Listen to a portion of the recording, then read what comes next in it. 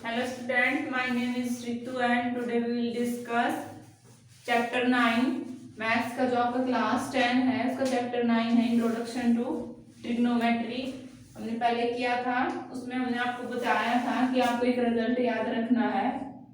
पंडित बद्री प्रसाद हर हर बोले,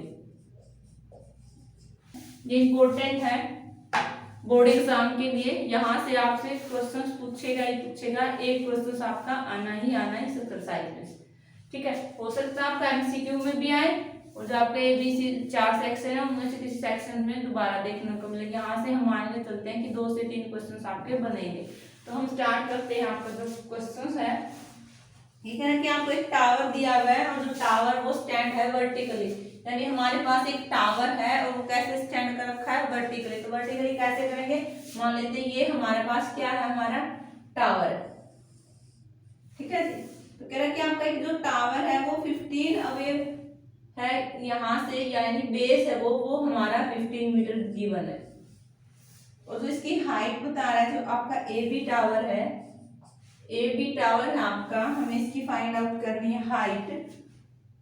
और जो ये एंगल बना रहा है आपका बेस के साथ, ये आपका बना रहा है 60, ठीक है। तो यहाँ से हमने मान लिया कि हमारे पास जो टावर गिवन है वो है h हाइट का, और आपकी जो बेस की डिस्टेंस है यानी पॉइंट बी से पॉइंट सी की डिस्टेंस है वो गिवन है 15 मीटर। अब हमें बताना है कि हमारे जो हाइट है टावर की वो क्या है। तो यहाँ से अभी देखा हमने क्या लिखेंगे, यहाँ से अगर हमें टावर की हाइट निकालनी है तो A B divide by B C. A B क्या है हमारा परपेंडिकुलर और बी सी क्या है बेस। तो हमने अभी देखा था परपेंडिकुलर डिवाइड बाई बेस, इसको हम क्या लिखते हैं टेंजेंट थीटा, टेंजेंट थीटा। तो यहाँ से परपेंडिकुलर क्या है h, वैल्यू पुट कर दो h, और बेस क्या है हमारा 15 इज इक्वल टू टेंजेंट क्या बनेगा 60, क्योंकि आपको एंगल दिया हुआ है 60। तो ये हमारा क्या बन गया यहाँ से टेंजेंट 60। तो टेंजेंट 60 की वैल्यू क्या है, अगर टेबल याद करिए तो आपको पता चलेगा कि हमारे टेंजेंट 60 की वैल्यू होती है √3। तो यहाँ से हमारी h की वैल्यू क्या आ जाएगी 15 √3। ये आपका आंसर है। बहुत सिंपल क्वेश्चन है। यहाँ पे आपसे एलिवेशन और डिप्रेशिएशन दो एंगल की बात करेगा। अब बात कर लेते हैं एलिवेशन एंगल और डिप्रेशिएशन एंगल है क्या। जब भी आप किसी बेस पे खड़े होके हाइट पे देखते हो, जैसे आपकी कोई काइट उड़ रही है, काइट कहाँ उड़ रही है स्काई में, तो यहाँ से जब भी आप अर्थ से अपवर्ड देख रहे हो, जो आपका वो एंगल बन रहा है उसको हम बोलते हैं एलिवेशन एंगल। यानी लो पॉइंट से जब भी आपका हाई पॉइंट पे आप देख रहे हो और जो ग्राउंड के साथ एंगल बन रहा है उसको हम बोलेंगे डिप्रेशिएशन एंगल। तो अगर हमने यहाँ से किसी चोटी पे खड़े होके, मान लो आपने किसी बिल्डिंग पे खड़े होके नीचे देख रहे हो, तो आप यहाँ पे खड़े हो बिल्डिंग पे और डाउनवर्ड कहाँ देख रहे हो अर्थ पे, तो वो एंगल बनेगा वो अपवर्ड बनता है, पर हम उसको कंसीडर कहाँ पे करते हैं अर्थ पे, इसलिए उसको बोलते हैं डिप्रेशिएशन एंगल। यानी जो हाइट से डाउनवर्ड बन रहा है आपका अर्थ पे उसको आप बोलोगे डिप्रेशिएशन एंगल।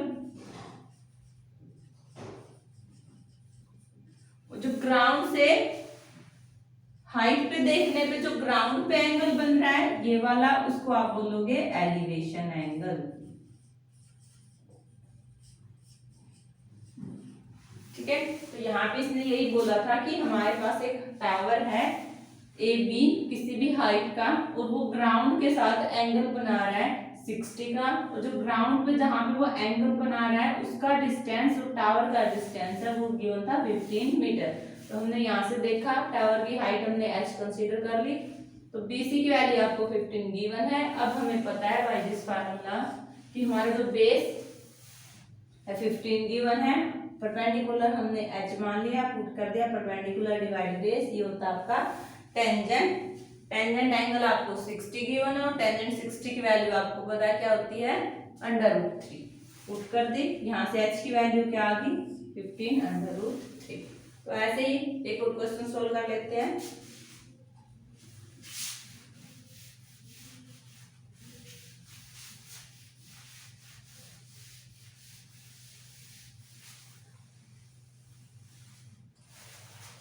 आपको क्वेश्चंस गिवन है आपकी 9.1 का फर्स्ट क्वेश्चन और आपको ये डायग्राम दे रखा है। ये स्टेटमेंट क्या बता रहा है कि हमारे पास ए बी सी 3 पॉइंट्स हैं और बी जो एंगल है यहाँ पे सी पे बना रहा है 30 डिग्री का और ए से सी का डिस्टेंस है वो आपका 20 मीटर। तो कह रहा है कि एक सर्कस के अंदर कोई भी आर्टिस्ट है क्लाइंबिंग कर रहा है 20 मीटर अलोंग रोप। तो ये आपके पास क्या एक रोप कंसीडर कर ली 20 मीटर लॉन्ग की, और यहाँ से जो वर्टिकली पोल खड़ा है ग्राउंड के साथ उसकी हमें हाइट बतानी है और जो एंगल है वो बन रहा है हमारा 30 का। अब हमें क्या बतानी है, हाइट बतानी है ये पोल की।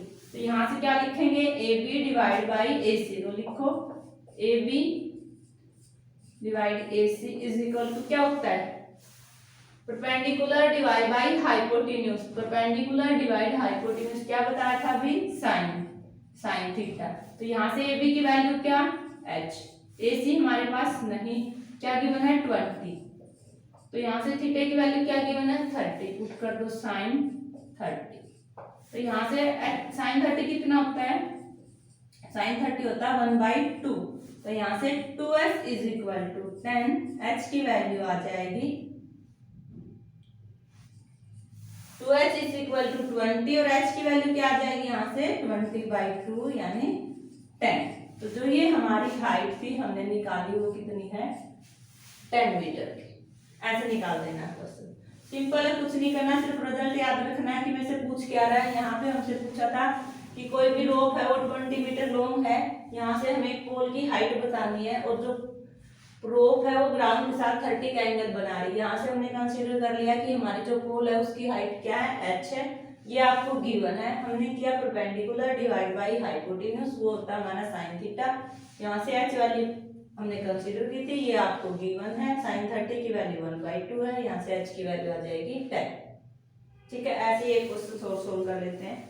ये इंपॉर्टेंट क्वेश्चन है, मान के चलना एक्सरसाइज में मिलेंगे ही मिलेंगे। आपके सारे एक्सरसाइज के सारे क्वेश्चन आपको सोल्व करके देखने हैं, जो नहीं आता उसको हम सोल्व करवाएंगे, प्रैक्टिस खुद करनी है।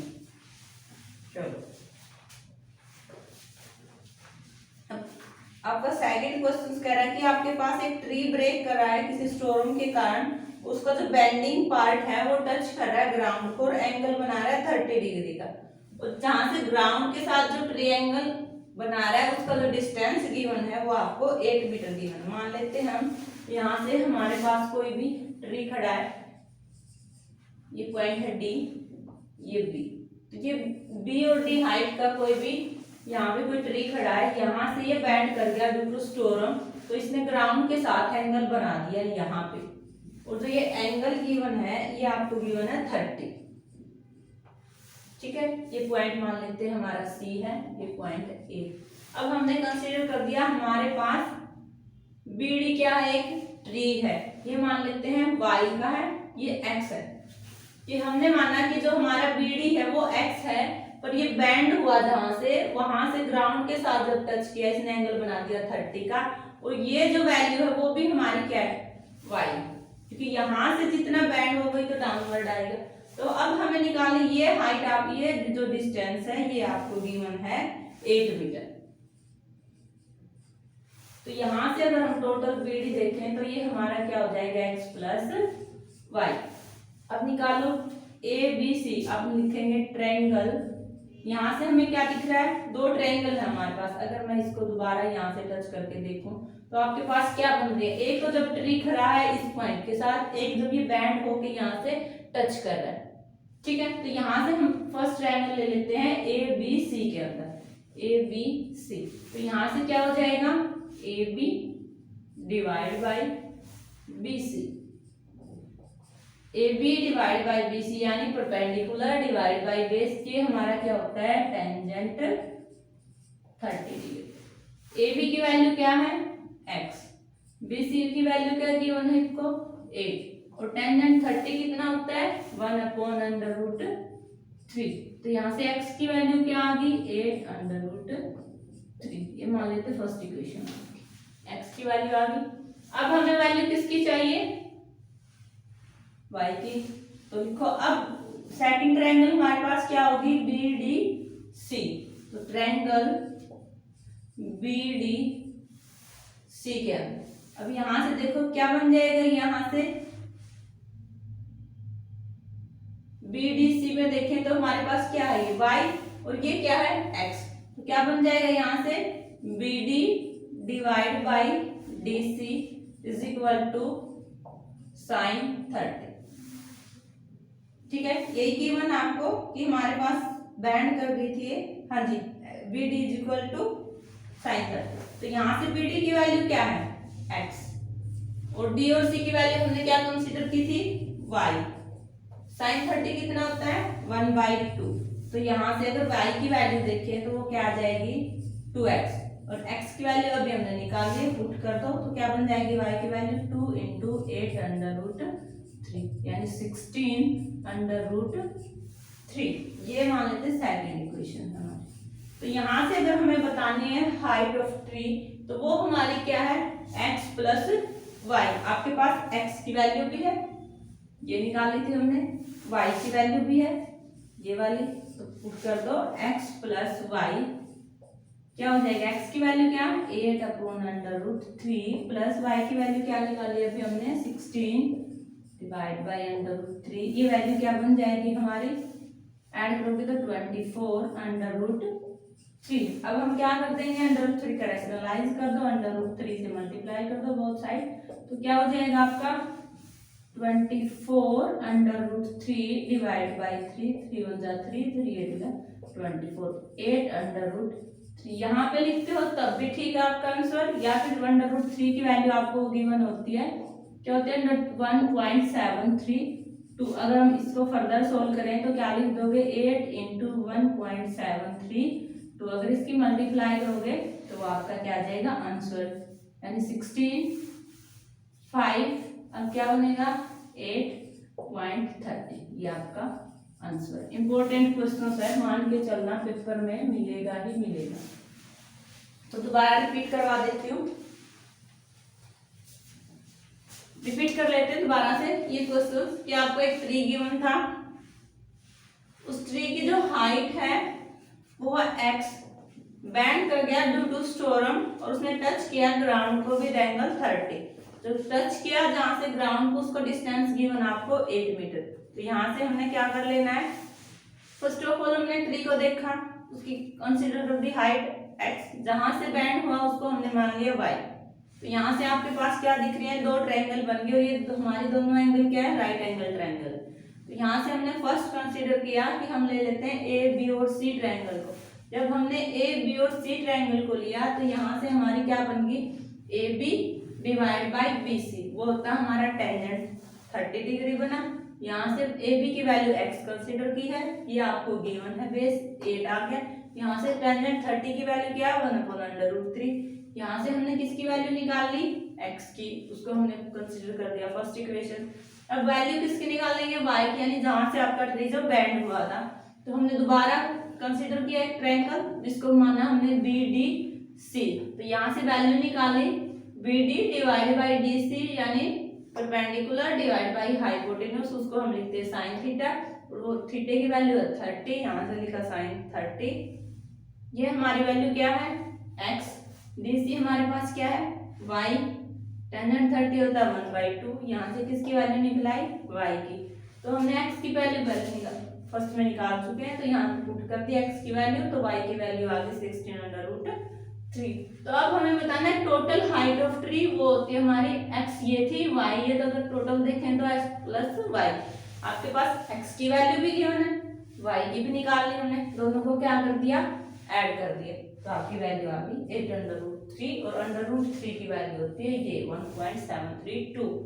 तो वो पुट कर दी, आंसर आ गया 13.856। ये आपका आंसर है। ठीक है, ऐसे ऐसे क्वेश्चंस पेपर में आपसे पूछेगा तो आपको ध्यान से सोल्व कर लेना है। आपको रिजल्ट याद रखने हैं कि हमने इससे पहले वाले एक्सरसाइज में क्या क्या रिजल्ट किए थे, उसको पुट कर दे। आपको इन तीनों में से कोई ना कोई दो वैल्यू गिवन देगा, एक वैल्यू मिस करेगा, वो आपको देख लेना है कि मेरा कौन सा ट्रिग्नोमेट्रिक फंक्शन बन रहा है।